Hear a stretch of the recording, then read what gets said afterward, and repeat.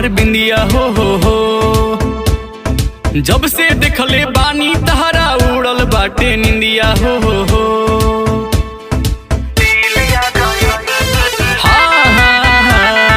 होठ के लाली कान के बाली माथ के तोहर बिंदिया, जब से देखले बानी तहरा उड़ल बाटे निंदिया। और दिलवा में मोर अजबे एगो फील आ गइल,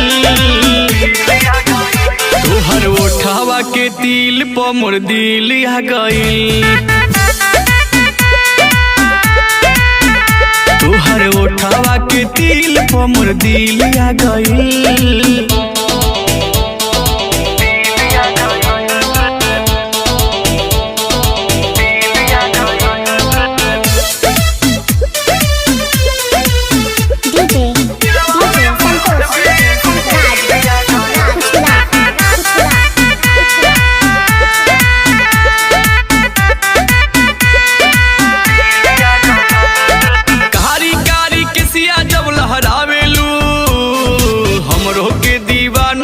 बनावेलू सपनों में आके तू ही सतावेलू, हर पल जान तू ही याद आवेलू।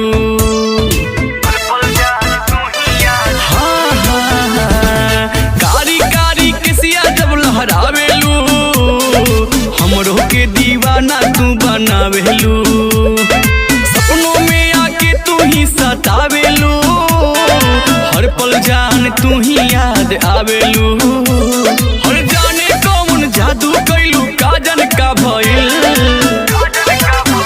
तोहर ओठवा के तिल प मोर दिल आ गइल।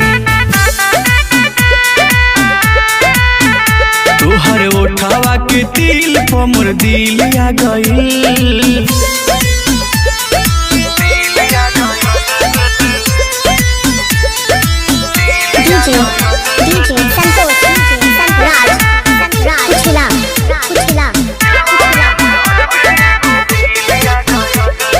लागे शराबे अखिया ई नशीला बा, रस से भरल कमरी रसीला बा।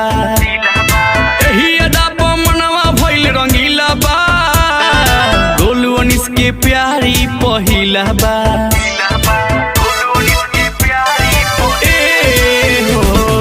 लागे शराबे अखिया ई नशीला बा, रस से भरल कमरी रसीला बा।